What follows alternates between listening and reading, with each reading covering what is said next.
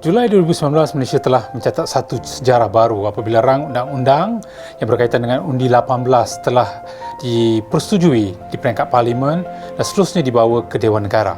Buat kali pertama, kita melihat wakil rakyat, kerajaan dan pembangkang bersama dalam satu isu yang dirasakan penting bukan sahaja untuk generasi hari ini tapi juga untuk generasi akan datang. Sudah pasti ini melihat kepada kepentingan generasi akan datang sebagai pewaris negara ini, sebagai pelapis kepada kepimpinan negara yang namakan sebagai Malaysia. Malaysia merupakan antara negara terakhir yang meluluskan atau mewartakan undi 18. Hanya ada 5 buah negara yang masih belum mengamalkannya, seperti Singapura di negara ASEAN, Samoa, Tonga, Oman, Kuwait merupakan antara negara yang masih lagi berpegang kepada prinsip undi 21 tahun.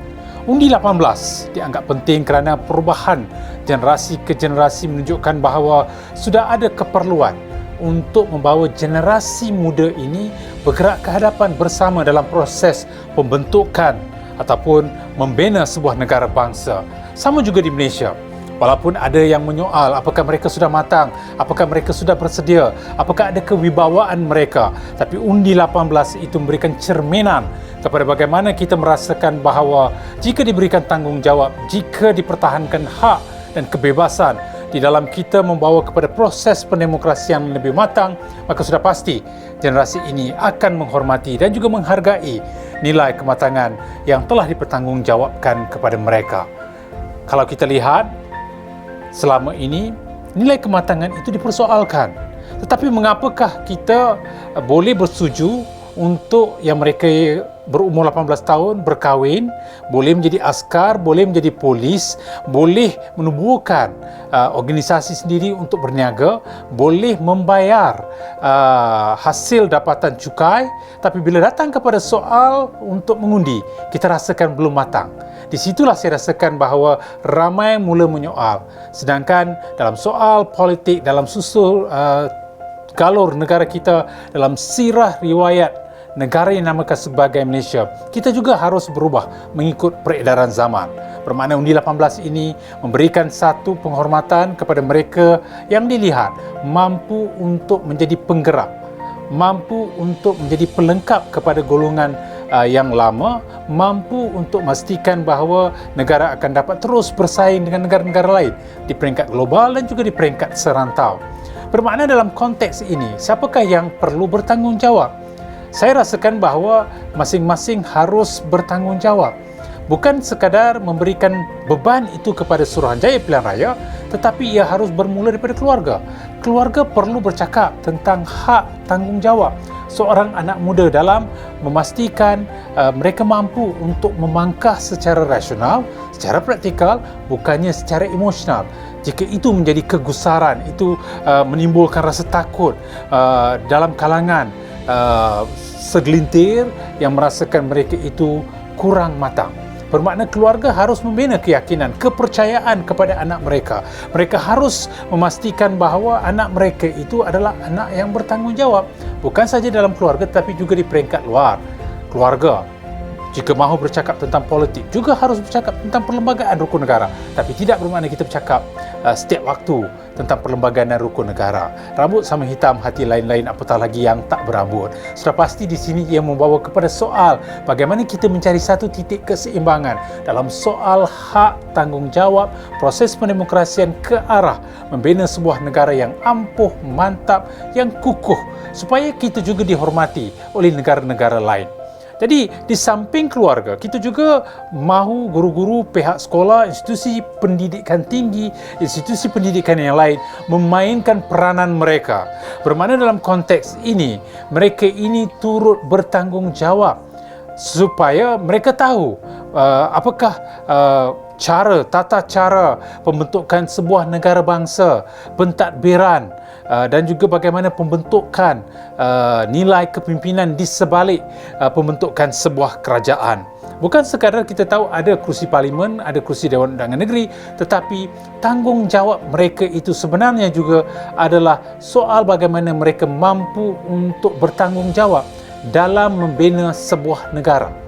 Jadi guru-guru harus menyalurkan informasi maklumat kepada anak-anak murid, kepada pelajar di sekolah di universiti supaya mereka tahu inilah maklumat yang sahih, bukannya menerima berita palsu yang kerap digembar-gemburkan untuk memberikan gambaran yang salah tentang proses pendemokrasian negara ketiga.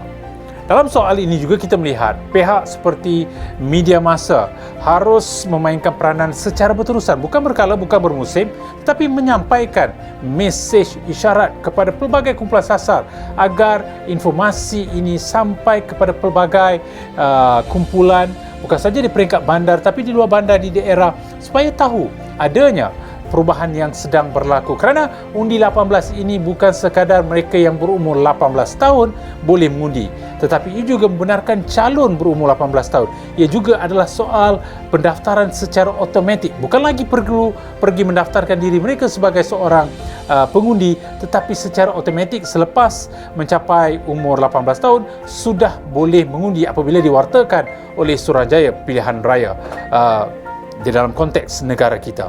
Jadi 3 prinsip ini menjadi dasar kepada undi 18. Bukan sekadar kita dianggap mempunyai kelayakan untuk mengundi ketika berumur 18 tahun, tapi secara automatik kita menjadi calon. Secara automatik kita menjadi pengundi berdaftar. Ini penting untuk diketahui oleh semua pihak, kerana ada sebahagian merasakan bahawa mereka belum berdaftar, mereka hilang kelayakan, mereka tidak boleh mengundi. Tidak. Dan di dalam soal ini juga kita harus memahami peraturan prasyarat dan juga infrastruktur yang telah ditetapkan oleh Suruhanjaya Pilihan Raya di negara ini. Di samping keluarga, sekolah, media massa, agensi kerajaan memainkan peranan yang cukup hebat seperti Jabatan Penerangan dan agensi-agensi lain untuk mendekati pelbagai kumpulan yang mungkin memerlukan informasi, maklumat berkenaan dengan undi 18. Yang seterusnya adalah pemimpin. Pemimpin harus menjadi contoh, teladan, idola kepada kesemua pihak bagaimana mereka juga bertanggungjawab dalam soal undi 18. Jadi keluarga, media massa, sekolah dan institusi pendidikan lain, pemimpin, dan yang paling berpengaruh adalah rakan sebaya. Rakan sebaya harus bertanggungjawab.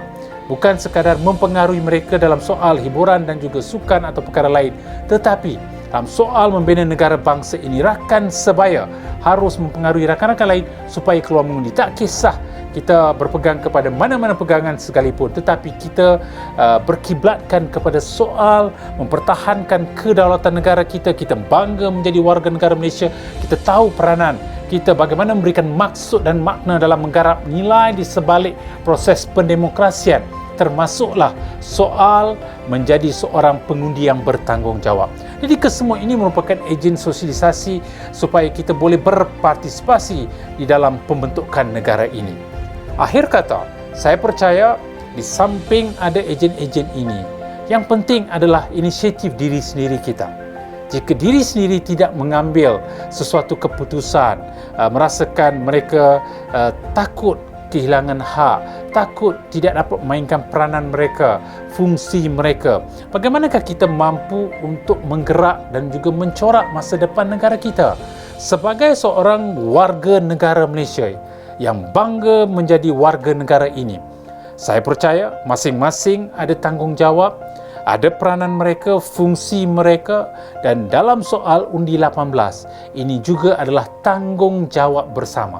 Kita tidak boleh membiarkan setengah pihak memainkan peranan mereka dan hidup dalam keselesaan kerana mereka telah memainkan peranan mereka. Jika kita mampu menyumbang sebahagian daripada tanggungjawab kita dalam mempertahankan kebebasan, hak, demokrasi negara ini, sudah pasti ini akan menyuburkan lagi proses perubahan, pembaruan yang mahu kita lihat dengan peredaran zaman, dengan perubahan iklim di dalam konteks arena politik, ekonomi dan sosial di sebuah negara yang dinamakan sebagai Malaysia.